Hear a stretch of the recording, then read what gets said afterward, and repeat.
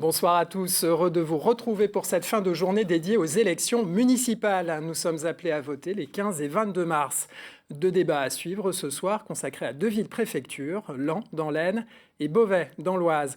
Laon, ce sera tout à l'heure avec Zora Hamdan, mais tout d'abord un échange d'une demi-heure avec 4 candidats en lice à Beauvais, commune la plus peuplée de l'Oise avec ses 55 000 habitants. Les présentations, tout d'abord, Frédéric Segretin, candidat centriste soutenu par Renaissance à la tête de la liste Beauvais Demain. Bonsoir. Bonsoir.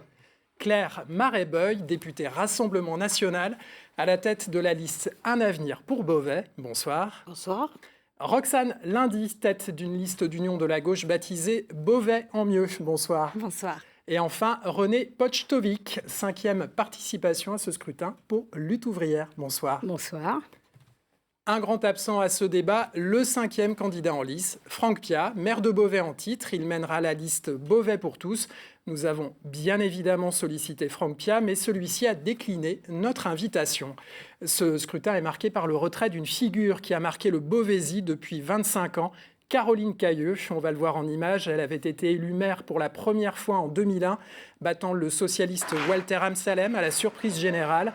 Elle avait été réélue à 3 reprises. Caroline Cayeux avait cédé son écharpe de maire à Franck Piat en 2022, tout en gardant la présidence de l'agglomération. La fin de son parcours a été marquée par plusieurs polémiques. Mi-janvier, Caroline Cayeux a annoncé mettre un terme à son engagement en politique.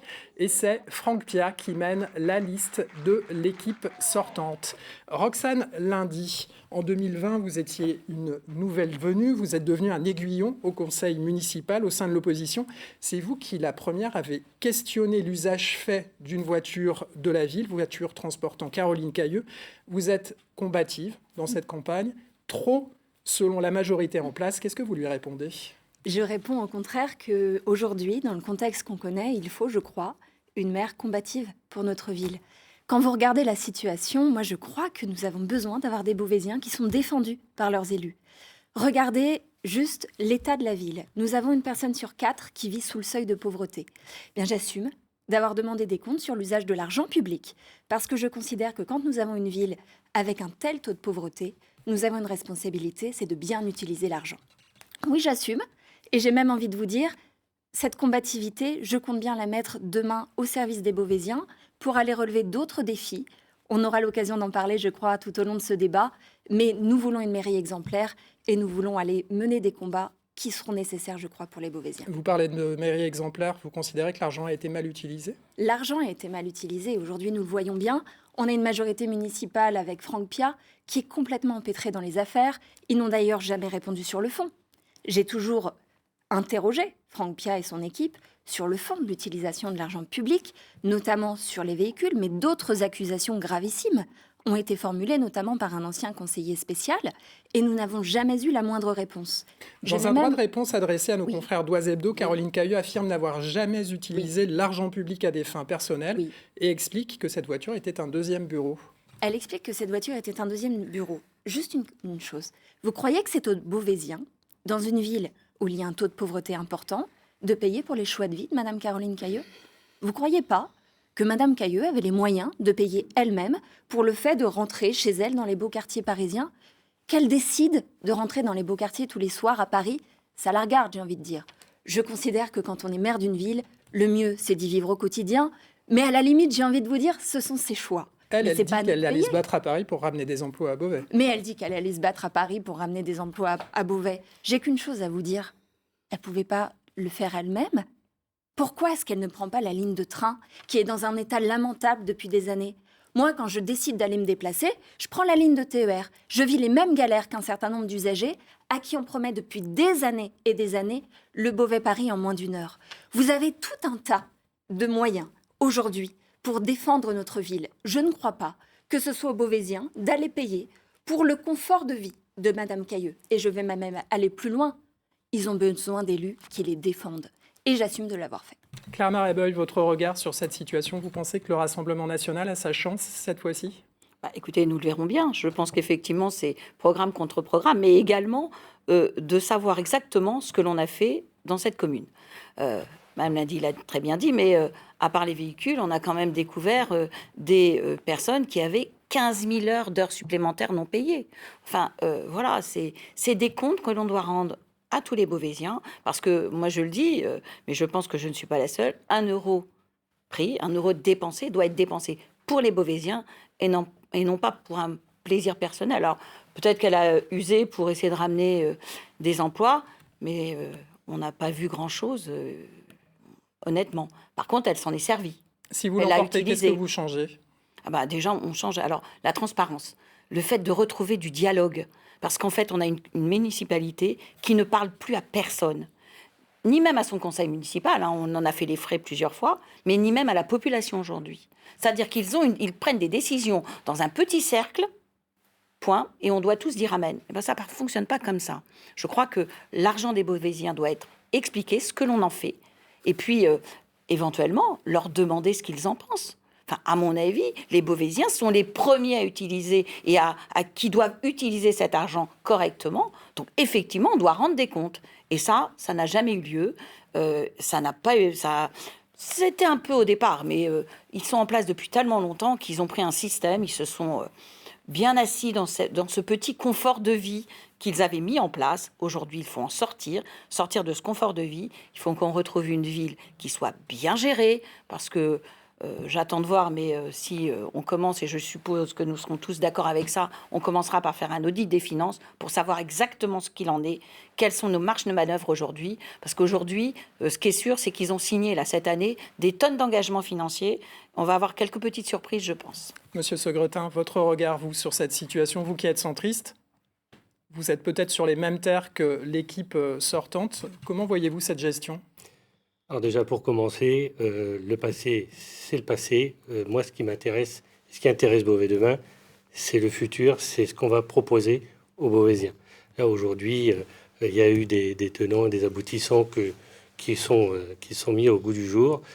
Aujourd'hui, certes, il va falloir, et je rejoins Madame Camaret-Beuil, il va falloir faire un audit pour savoir un peu où est-ce qu'on en est, savoir un petit peu où a été effectivement mis les euros et dans quel dossier et pour quels résultats. Parce qu'un euro dépensé doit avoir un effet. Et aujourd'hui, est-ce que les effets sont là ?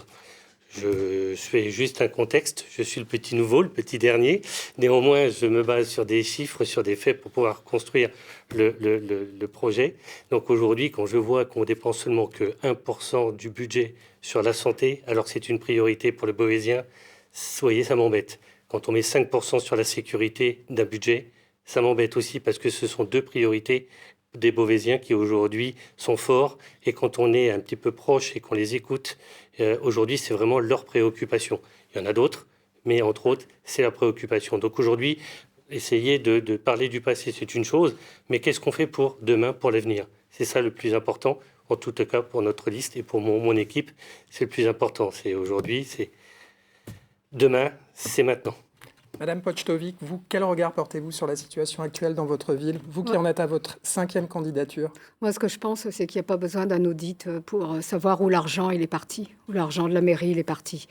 L'argent de la mairie il est parti, entre autres, je dis bien entre autres, à la construction du pont, là, du fameux pont à Kojima, qui a coûté 13 millions d'euros, mais 13 millions d'euros... On va voir des images de ce pont, voilà. Effectivement. Donc ça, plus... toutes les aides, Amazon, je ne sais pas combien d'aides ils ont touché.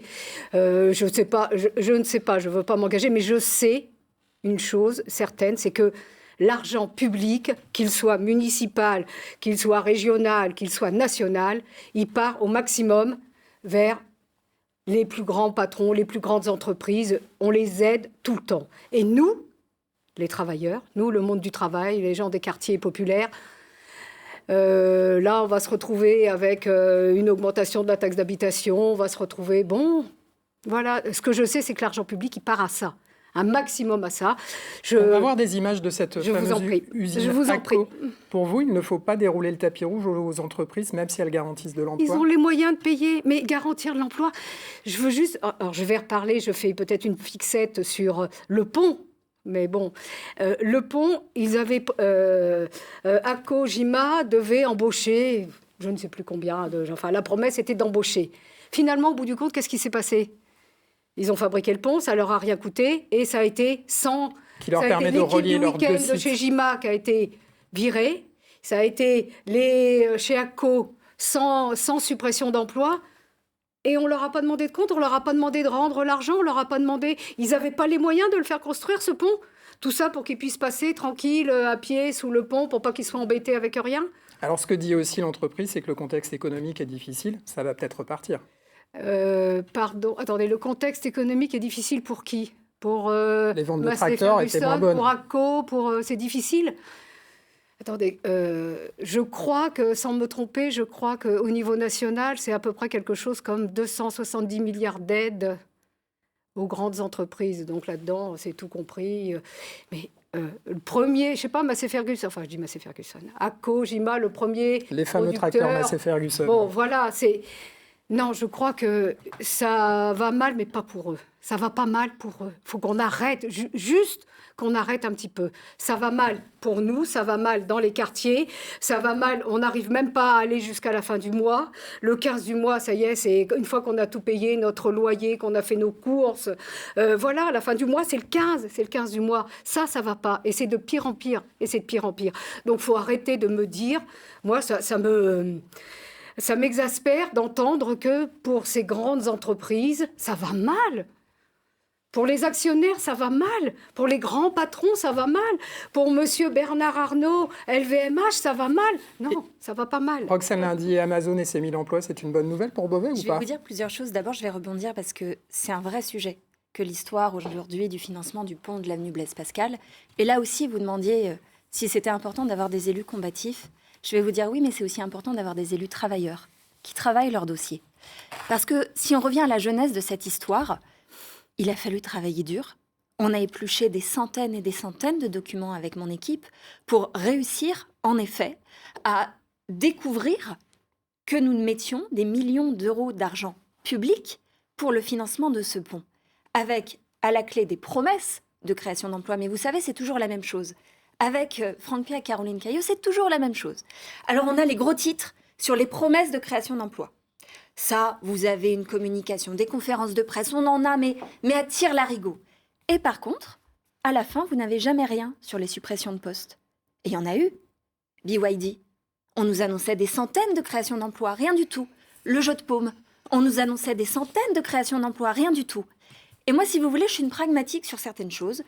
Je ne crois que ce que je vois, voilà. Et je vois que là encore, Franck Pia arrive au moment des élections municipales et il nous annonce un plan avec des créations de milliers d'emplois. Mais attendez, moi je veux qu'on ait compte. Je veux qu'on soit transparent, qu'on dise ce qu'on fait de l'argent public, dans un moment où en effet il est rare. Sur l'usage des véhicules dont on a parlé tout à l'heure, la seule vraie question c'est est-ce que c'est juste ? Est-ce que vous trouvez que c'est juste ?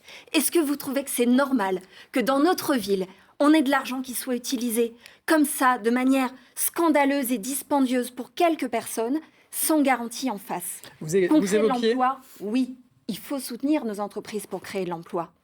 Et d'ailleurs, on a travaillé un projet qui est un projet sérieux, concret, avec tout un tas d'acteurs du milieu économique, avec une agence de l'attractivité qui a pour vocation d'aller chercher des entreprises pour les implanter sur notre territoire, parce qu'on veut renforcer l'attractivité de Beauvais et du Beauvais. Vous évoquiez le jeu de paume, c'est ce fameux centre commercial d'importance qui avait été construit en centre-ville à Beauvais et qui a peiné à trouver une clientèle. C'est le moins qu'on puisse dire. Quel regard portez-vous aujourd'hui sur le commerce dans le centre-ville? On va voir des images.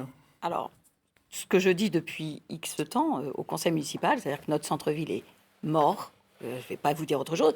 Chose qui est surprenante, c'est qu'en face, on a un conseil municipal qui me dit « Oh ben, arrêtez de dire ça, c'est pas vrai, tout va bien, c'est fantastique. » Mais c'est une réalité à laquelle sont confrontées nombre de villes aujourd'hui. Oui, on le vit aussi à Saint-Quentin, on le vit aussi à Amiens avec des difficultés, des enseignes qui peuvent fermer. Je l'entends, simplement, il ne faut pas le nier. Tant qu'on va nier les choses, on ne fera rien puisqu'on trouve que tout va bien. C'est fantastique, c'est génial, il est merveilleux. Comment voulez-vous qu'on ait des actions pour redynamiser ce centre-ville si vous considérez d'emblée, dès le départ, tout va bien? Sur ce fameux jeu de paume, moi j'ai souvenir, j'étais élue à ce moment-là. Alors c'était un projet porté par Caroline Cailleux et l'adjoint au commerce à ce moment-là, Monsieur Loquet, mais c'était fantastique. Ça allait au contraire redynamiser davantage le centre-ville. Qu'est-ce que ça a fait? On leur avait dit, ça va faire que les quelques magasins du centre-ville vont aller s'installer au jeu de paume, et puis après, vous allez faire mourir tout le monde. Qu'est-ce qui s'est passé? exactement ce qu'on avait prédit. Les commerces du centre-ville sont allés s'implanter là-bas.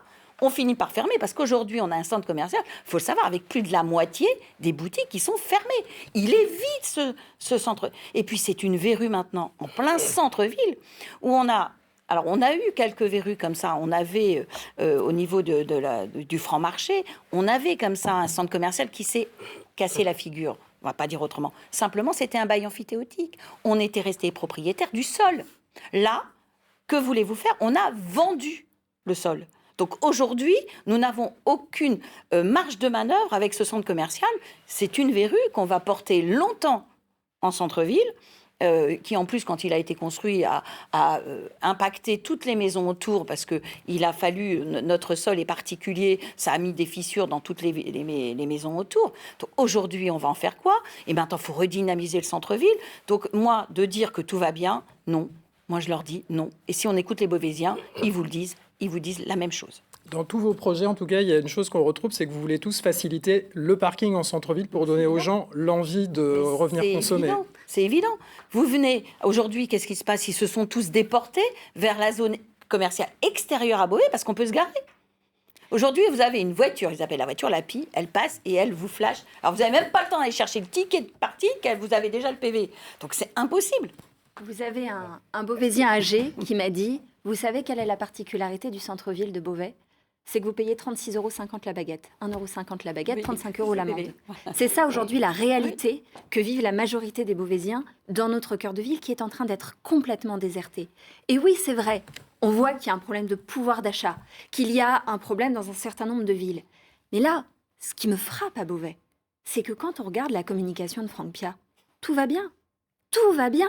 Et d'ailleurs, Franck Piat n'est pas là ce soir. Je pense que quand on est maire sortant, la moindre des choses, c'est de venir accepter de débattre projet contre projet et défendre son bilan. Et mais vous, pourquoi il ne vient pas faites défendre son bilan? Parce qu'il n'est pas bon.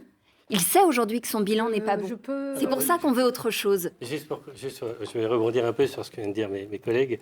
Alors déjà, il faut passer sur un fait. Il y a quand même 9% de locaux vides, voire insalubres au centre-ville.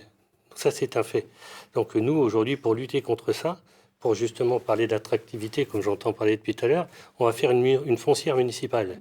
La municipalité va racheter ces locaux, d'accord, pour attirer de nouveaux artisans, de nouveaux commerçants, de nouvelles enseignes.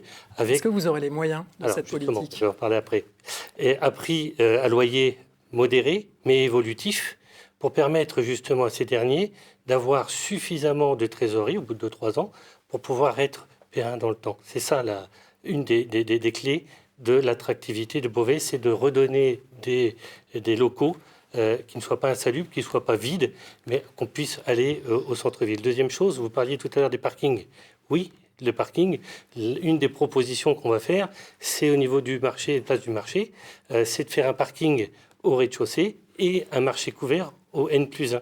Ce qui fait que le jour où il n'y a pas de marché, on va doubler le nombre de places au niveau du centre-ville et avec un stationnement gratuit pour tout le monde, puisque aujourd'hui, le 2 heures qu'on va pouvoir avoir et qu'il y a avec les différentes zones, les gens sont complètement perdus. La zone bleue, c'est à gauche, c'est pas à droite, on prend une amende. La voiture sulfateuse, comme vous dites, elle arrive. Alors, sachez que la sulfateuse, nous, on va l'abandonner. Vous êtes plusieurs apparemment à vouloir la ranger au garage. Aux manettes, on va l'arrêter complètement. Donc, Madame Pochtoy. Oui, moi, il y a une chose. Vous parlez de redynamiser le centre-ville, vous parlez de vos parkings, vous parlez de tout ça. Mais excusez-moi, vous pourrez mettre tous les magasins que vous voulez au centre-ville. Vous pouvez tous mettre tous les magasins que vous voulez. Mais qui vient acheter au magasin? Pour aller en centre-ville, pour pouvoir acheter dans les magasins, pour pouvoir consommer, il faut avoir l'argent pour ça. Et je suis désolée, mais ce n'est pas... Moi, comment dire? Autour de moi, tous mes camarades autour de moi, on ne va pas manger en centre-ville. On ne va pas acheter nos vêtements en centre-ville, dans les magasins. Ce n'est pas possible financièrement. Qui c'est qui va acheter? Parce que je vais rester... Ceux qui peuvent acheter, ceux qui ont les moyens, achètent. Même ça, ceux qui ont les moyens, ils achètent leurs fringues, ils achètent leurs vêtements, ils achètent leur nourriture dans des magasins où c'est de la bonne qualité, où c'est très bien, c'est de la bonne qualité des vêtements, c'est de la bonne qualité des fruits et légumes, c'est de la bonne qualité. Mais nous, on ne peut pas y aller. Voilà, c'est pas difficile, on peut pas. Donc on peut toujours dire tout ce qu'on veut. Faut savoir si on redynamise le centre-ville pour une minorité de gens ou si on redynamise le centre-ville pour tout le monde. Eh bien, redynamiser le centre-ville, c'est d'abord commencer par se préoccuper qu'il n'y ait plus de suppression d'emplois. Parce que quand il y a des suppressions d'emplois dans une ville, c'est quoi? C'est le pouvoir d'achat. Hein, on est bien Vous d'accord. évoquez le niveau de vie, justement. Il y a une autre question qui est importante par rapport à ça, c'est la question du logement. Question d'importance dans une ville où, vous le rappeliez, le quart de la population est sous le seuil de pauvreté. Clairement, le parc locatif et les HLM sont-ils au niveau dans votre ville? Non. Pas du tout. Pas du tout. Non seulement ils ne sont pas au niveau, mais en plus, l'impuissance de l'équipe sortante et de Franck Pia sont affligeants aujourd'hui. Je le dis parce que là, on parle de la base. Habiter dans un logement digne, c'est la base. Dans une ville comme la nôtre, quand on découvre semaine après semaine que nous avons des scandales sur des logements qui sont des logements indignes, c'est insupportable. Et moi, je peux vous reparler d'expérience parce que j'ai une équipe qui travaille sur le sujet. Je suis extrêmement fière d'eux, qui ont décidé d'aller voir un certain nombre d'habitants qui n'en pouvaient plus, du fait qu'ils interpellaient régulièrement l'équipe du maire sortante et qu'il ne se passait rien. Les locataires de la tour A13 à Argentine, 3 mois sans eau chaude. 3 mois sans eau chaude, une famille, une mère avec un nourrisson. Ils ont contacté la mairie, il ne s'est rien passé. Il a fallu l'intervention de mon équipe. Alors qu'il faut le dire, je suis avec mon équipe, conseillère municipale, on n'est pas encore en responsabilité, on est dans l'opposition. Normalement, on n'a pas la main pour agir. Et ils ont tout fait, ils se sont démenés aujourd'hui. Les locataires ont de l'eau chaude, ils ont eu une prise en charge de leurs charges locatives. Et depuis, ce sont, mais tous les jours, de nouveaux témoignages de moisissures dans les appartements, des immeubles qui n'ont pas de porte d'entrée. Et comment une municipalité peut-elle améliorer les choses? C'est la rénovation urbaine. La municipalité, elle écoutera, s'il vous plaît. La municipalité, si il y avait des conseillers municipaux, lutte ouvrière, donc le corps des travailleurs, la municipalité, elle relayerait et elle écouterait et elle relayerait les locataires. Donc, parce que ce qui s'est passé, pourquoi les offices d'HLM, ils ont fini par enfin se dire il faudrait peut-être quand même faire un petit quelque chose dans les appartements quand même. Pourquoi? C'est parce que les locataires se sont mobilisés et les locataires et toujours les locataires, les travailleurs en général, on est toujours obligés de se bagarrer tout le temps pour obtenir le minimum pour vivre dignement, Si les locataires, ils s'étaient pas mobilisés, je dis pas que vous n'étiez pas avec, je dis simplement que vous auriez pu toujours y aller, vous, dans votre coin, toute seule, ça n'aurait rien fait. Il n'y a pas de poids.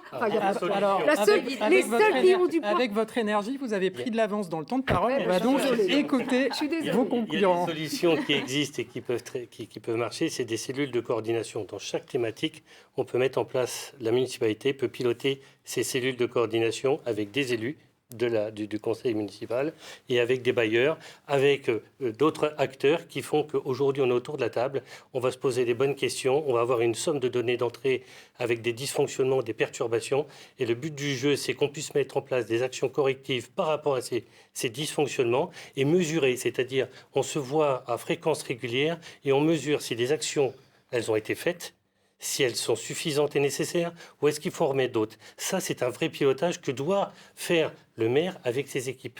Et si on n'a pas ça dans chaque thématique, on va taper à côté systématiquement des problématiques. Madame Arebel. Alors, déjà, reprenons les choses. Il en faut des combatifs. Reprenons les choses. Il y a, en gros, 4 bailleurs sociaux qui travaillent sur la ville de Beauvais. Il y en a un, il est présidé par un élu de la ville de Beauvais. Ensuite, on a un autre qui est présidé par le département, dont bon nombre des élus de la ville de Beauvais sont élus au département. Donc, en fait, ils ont la main et ils peuvent changer les choses. En fait, c'est qu'ils n'ont pas de volonté de les changer. C'est aussi simple que ça.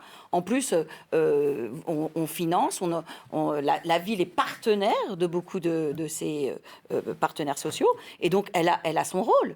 Elle doit prendre la parole, elle doit se rebeller, elle doit dire ça ne va pas. Que faites-vous? Rendez-nous des comptes. Mais de toute façon, ils ont le pouvoir sur au moins la moitié du parc social de la ville de Beauvais. Qu'ont-ils fait et que font-ils? Alors, si, c'est joli, on fait l'extérieur. Avec l'ANRU, on fait l'extérieur. Mais si on ne va pas chercher les rats, les moisissures, les fuites d'eau, le chauffage qui ne marche pas, l'isolation, tout ça, ça ne peut pas fonctionner. Donc, on habille. C'est assez C'est ce que l'on retrouve assez fréquemment à la ville de Beauvais. On habille, on fait un joli habillage. Vous savez, un paquet cadeau, très joli, et à l'intérieur, il n'y a plus rien dedans. On va évoquer une autre question maintenant qui est liée aussi, celle de la sécurité. Tout à fait, mais simplement pour vous dire que le logement, il y a les conditions dans lesquelles vivent les habitants, mais il y a aussi la question des charges locatives. Je sais que le pouvoir d'achat aujourd'hui, c'est une question centrale dans notre ville. Et quand on voit l'envolée des charges locatives sur un certain nombre de ces logements, je pense à des quartiers entiers, mais il y a eu des réunions, notamment à Saint-Lucien, à la Soie-Vauban, où nous avons des régulations de charges, mais énorme. Et là aussi, on se dit non seulement nous avons des habitants qui habitent dans des logements qui ne sont pas au niveau, mais en plus de ça, il y a un problème de pouvoir d'achat, on leur augmente les factures, ça c'est insupportable. Et je crois qu'il ne faut pas laisser tomber vraiment la bataille sur le pouvoir d'achat, parce qu'on le sait aujourd'hui, c'est aussi une question qui est très importante, notamment pour les familles à la fin du mois. Logement, sécurité, ça va souvent de pair aussi. Il y a un certain consensus finalement dans la campagne sur le fait que vous vouliez recruter des policiers municipaux en plus de caméras de vidéosurveillance aussi, ce qui était une vraie question autrefois et qui n'est plus un sujet. Même vous, à gauche, vous militez pour ça. Oui, parce qu'aujourd'hui, dans notre ville, vous avez un sentiment d'insécurité qui est monté très fortement. Et d'ailleurs, il suffit de regarder les derniers chiffres. Vous avez une augmentation ces dernières années, vraiment sur les toutes dernières années, notamment d'un certain nombre d'agressions. Ça, c'est une réalité. Je pense que c'est important de regarder la réalité en face. Quand on est maire d'une ville, on doit partir des faits pour essayer d'avoir des actions de correction. Et donc, j'ai une approche qui est très concrète. D'ailleurs, j'ai pris un engagement fort. En tant que maire, je prendrai la délégation à la sécurité pour rendre des comptes auprès des habitants. Vous êtes très en avance, Roxane Lundy. Il faut de la présence des effectifs, On est bien d'accord. Il faut. Alors, on n'en a pas. On a quand même une police municipale, mais elle n'a pas tous les pouvoirs. Je crois qu'aujourd'hui, il faut qu'on retravaille sur les pouvoirs de la police municipale. Effectivement, les caméras, il faut les augmenter. Puis il faut peut-être regarder aussi celles qui fonctionnent, parce qu'on nous dit, on en a 200. Mais si vous venez le lundi, en général, il y en a moitié qui n'ont pas fonctionné du week-end. Donc en fait, il n'y a pas d'entretien. Mais c'est quelque chose de général. C'est-à-dire, on n'entretient pas le patrimoine, on n'entretient pas nos écoles, on n'entretient pas nos caméras. Donc on peut en mettre partout. Par contre, effectivement, là, on doit travailler avec les habitants. Quels sont les lieux nécessaires où on doit en mettre, mais les sorties de collège, les sorties de lycée, il faut qu'on sécurise nos enfants, c'est très important. Et puis, on regarde où il y a des points de rassemblement, on doit en positionner. Mais moi, je vais vous dire, il y a quelque chose qui me surprend. Aujourd'hui, il y a un grand projet de rénovation de la police municipale, ils sont plein travaux. D'accord. Donc, il y a une salle de vidéosurveillance pour 200 caméras. Monsieur le maire, nous aussi, on veut l'augmenter, donc à 500. Mais cette salle de vidéosurveillance, elle va être obsolète, puisqu'elle ne va pas pouvoir contenir. Donc, en fait, ils ont fait des travaux, là, aujourd'hui. Ils ont engagé de l'argent, et dans un an, ils nous diront qu'il faut les refaire. Monsieur voilà comment on jette l'argent par les fenêtres. Alors, sur la partie sécurité, même constat, aujourd'hui, 5% du budget, ce n'était pas une priorité sur le dernier mandat. Et ce qu'il faut, avant toute chose, c'est regarder déjà les effectifs. Nous, ce qu'on propose, c'est faire un plan de compétences. Qui fait quoi dans la police municipale ? Aujourd'hui, une personne qui fait que de la proximité, qui fait que des rondes, est-ce qu'on ne peut pas la former pour faire une autre tâche ? Un, ça la valoriserait, et deux, ça rendrait de la souplesse au niveau de la police et des services. Donc ça, c'est la première chose qu'on va faire rapidement. Deuxième chose, je suis un peu d'accord avec mes collègues, à partir du moment où il y a un manque, on a prévu potentiellement aussi le recrutement d'agents. Mais ces agents-là sont bien spécifiques sur des rondes, sur de la proximité. La proximité avec les Beauvaisiens, les Beauvaisiennes, avec les commerçants, mais ça sera une proximité en binôme avec des agents de la police municipale et les éducateurs spécialisés qui font un sacré travail au quotidien. Je me permets juste 2 secondes. Ils font un travail extraordinaire au quotidien avec les jeunes. Si on met la police avec les jeunes, on verra autrement la police. Les jeunes verront autrement une fonction. Il y aura du respect mutuellement qui se fera au fil du temps. Et je pense qu'on pourra revenir potentiellement à ce qui se faisait il y a 20 ans ou 30 ans, des rencontres sportives avec des policiers municipaux ou nationaux, les éducateurs et les jeunes. Et là, ça sera une réussite. Mais nous arrivons déjà à la fin de ce débat, malheureusement. Juste un dernier mot. Vous l'aimez cette ville, tous les quatre, parce que vous avez parlé de beaucoup de choses assez négatives. Oui, sinon c'est fini. Oui, tout à fait, puisque si on ne l'aimait pas, on ne serait pas là. Et je crois que si on s'engage tous, c'est parce qu'on l'aime. Mais non seulement on l'aime, mais nous on la vit. C'est pour ça qu'on veut faire mieux, c'est pour ça qu'on veut l'améliorer. Parce que quand on aime un endroit, on en prend soin. C'est la fin de cette émission. C'est la fin de cette émission. Merci à vous. Tout de suite, le débat consacré à la ville de Laon.